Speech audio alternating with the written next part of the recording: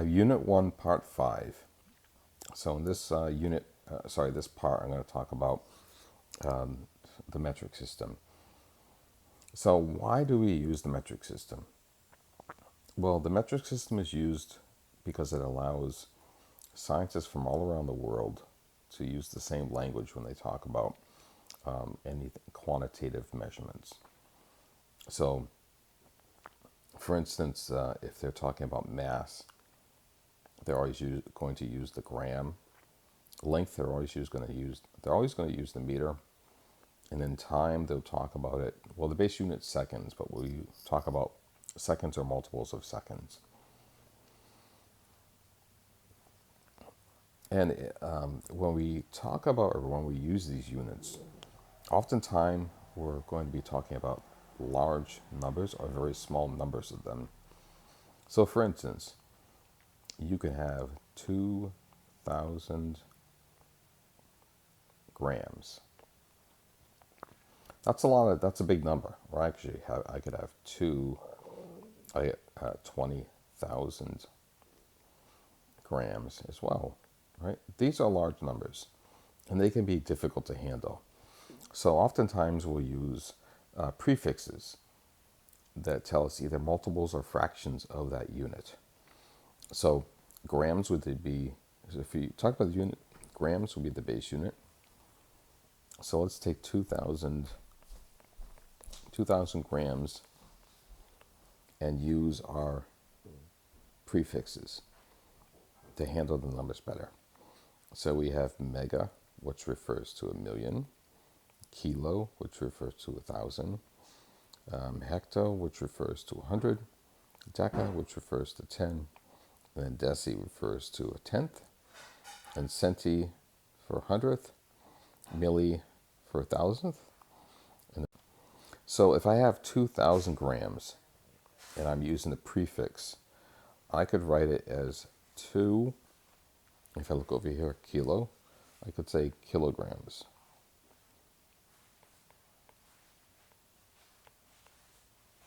Okay, so kilo is my prefix, and then grams is my unit. My base. How about if I have 20,000 grams? So I'm going to erase this, and let's use 20,000 grams. Right, that's a large number, and I can handle that much easier by, let's write 20,000 grams. My prefix, I could use kilo, right? So I could say 20 kilo grams instead of 20,000. They both mean the same thing. How about if I have, and let's erase this,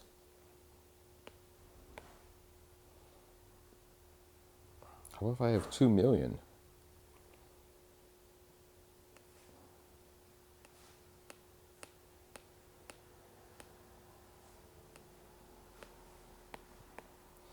Sorry, if I have 2 million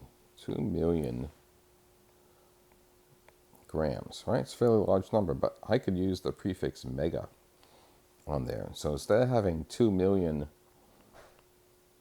or instead of saying 2 million grams, I could say 2 mega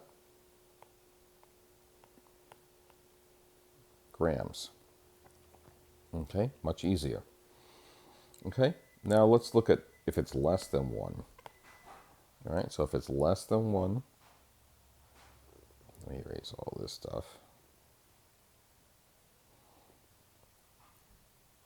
I could use these prefixes that mean less.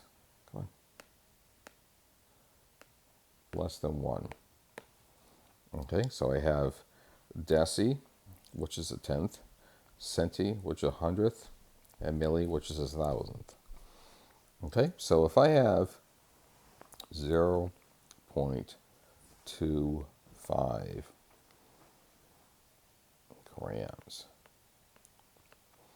I could write that as 2.5 right? We said that deci is a tenth of a gram.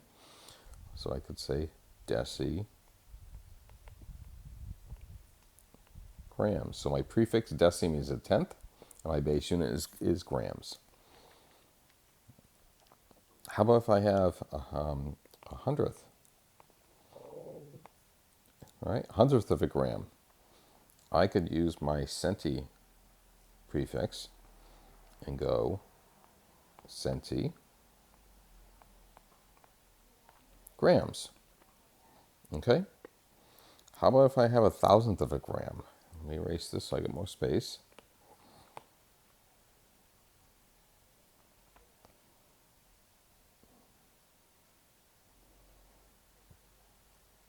All right, because the thousandth of a gram there's a lot of zeros with that.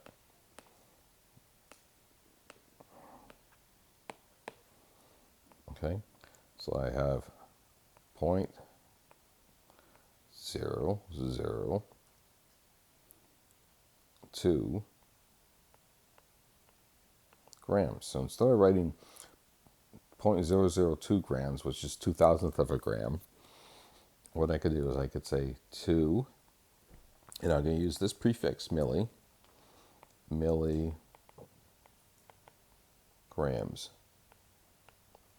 Okay, so my prefix milli means a thousandth, and my unit grams. So 2,000th of a gram, 2,000th grams, or 2 milligrams. Okay, it just takes practice.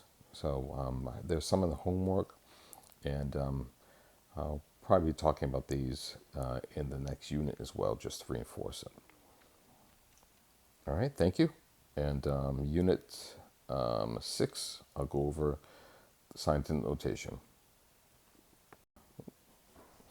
All right, micro, millionth, and then we have nano and angstrom, which we're not going to use. Nano and angstrom, we're probably not going to be talking about those very much. We might use micro. Okay,